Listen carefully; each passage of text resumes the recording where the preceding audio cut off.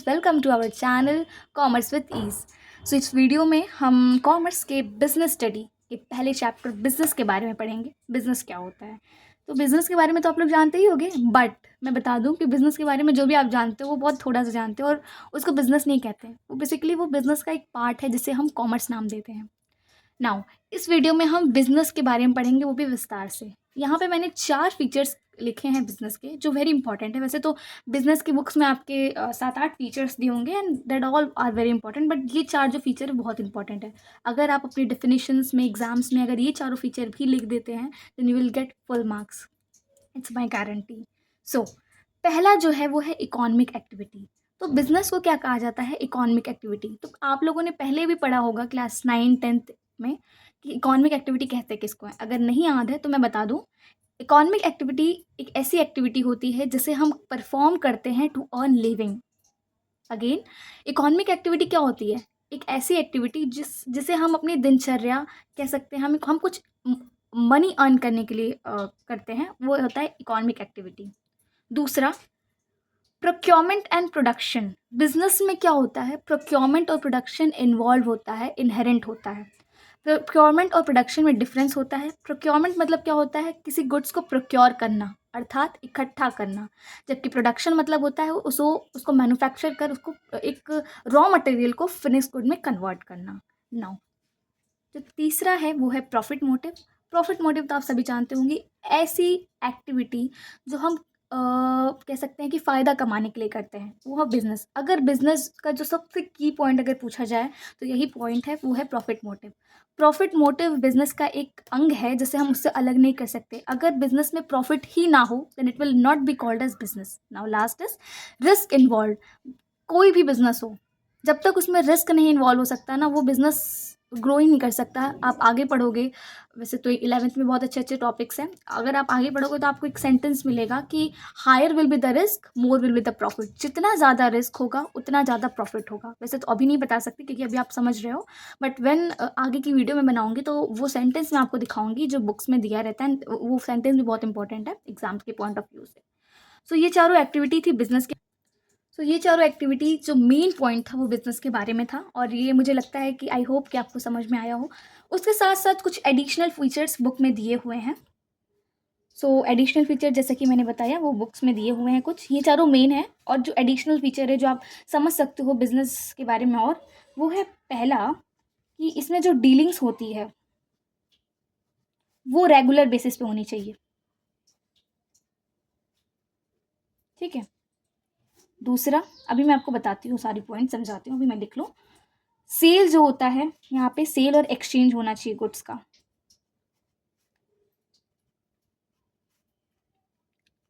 एक और पॉइंट है गुड्स और सर्विसेज के बारे में, वो भी मैं आपको बताऊंगी। एंड तीसरा जो होता है अनसर्टेनिटी ऑफ रिटर्न, जिसे हम दूसरी भाषा में रिस्क कहते हैं, वैसे आपकी बुक में दिया है। तो मैंने सोचा आपको एक्सप्लेन कर दूं, कोई पॉइंट रह ना जाए। ठीक है। सो बात करेंगे एडिशनल फीचर्स के बारे में। सो पहला क्या है? डीलिंग्स। डीलिंग्स यहाँ पे क्या बोल रहा है कि रेगुलर बेसिस पे होनी चाहिए। इसका मतलब क्या है कि लेट्स सपोज कि हम कबाड़ी वाला आया, ठीक है, उसको हम कबाड़ बेच रहे हैं। सो वो हमारा जो हम कबाड़ बेच रहे हैं वो हम रोज़ रोज़ तो कबाड़ बेचते नहीं हैं। सो वो क्या होगा, वो हमारा बिजनेस नहीं माना जाएगा। और इन द सेम वे अगर मान लीजिए कि कोई डीलर है यहाँ पर, ठीक है, और वो अगेन अपने फर्नीचर को बेच रहा है दूसरे लोग को, बट ये जो डीलर है जो इसको बेच रहा है, ये इसकी रोज की एक्टिविटी नहीं है, ये कभी कभी करता है। ठीक है, इट इज इंसिडेंटल एक्टिविटी।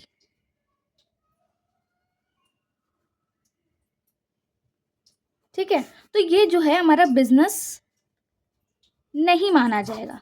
लेकिन अगर कोई व्यापारी दूसरे व्यापारी को या कस्टमर को, ठीक है, इसको ए मान लेते, इसको बी मान लेते, इसको सी मान लेते, कस्टमर को, अगर गुड्स बेच रहा है एंड इट इज जो हो रहा है वो डेली बेसिस पे हो रहा है, देन वो हमारा बिजनेस कहलाएगा।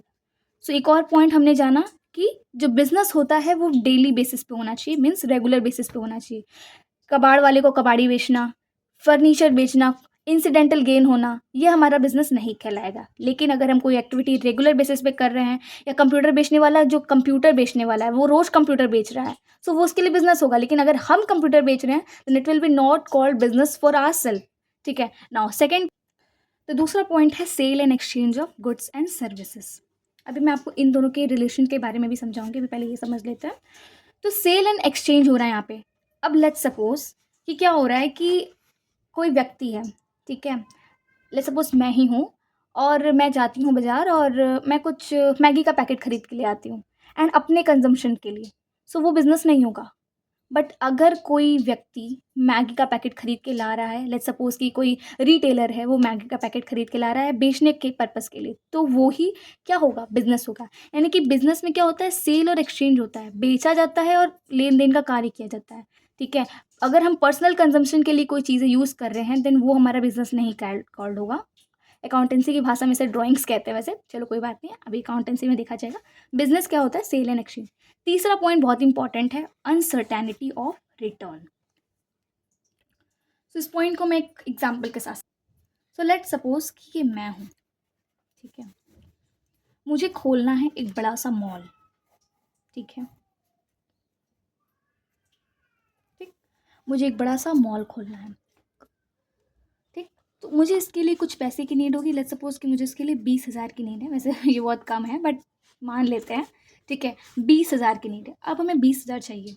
अब 20,000 हम इन्वेस्ट करना चाहते हैं किसमें, मॉल को खोलने के लिए। अब क्या है कि इसमें अनसर्टेनिटी है। ठीक है, कैसे अनसर्टेनिटी है, ऐसे अनसर्टेनिटी है कि लेट्स सपोज कि अगर हम मॉल खोल रहे हैं, ठीक है, तो क्या गारंटी कि ये सक्सेस होगा या फेलियर होगा।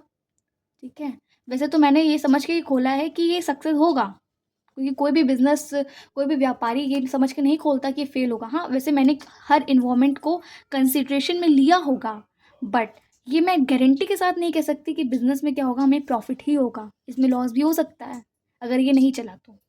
इसलिए कहा गया है क्या कि यहाँ पे अनसर्टेनिटी होता है रिटर्न का। अगर हम 20,000 कमा रहे हैं, ठीक है, हमने उसे इन्वेस्ट किया, तो ज़रूरी नहीं है कि इसका हमें 40,000 मिलेगा ही मिलेगा प्रॉफिट के साथ। ज़रूर हो सकता है कि हमें इस साथ 10,000 मिले, मतलब 10,000 का जो है वो हमारा लॉस हो जाए।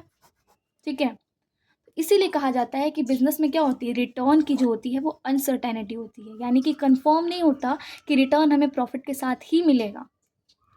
ठीक है, इसलिए हमें बिजनेस में, वैसे जो इसकी सेकेंड बुक है जिसका नाम है जिसमें हम उसके बारे में, फाइनेंस के बारे में पढ़ते हैं, तो उसमें हम देखते हैं, उसमें हम कैटेगरी में लाते हैं कि कौन सा इन्वेस्टमेंट हमारे लिए फ्रूटफुल रहेगा।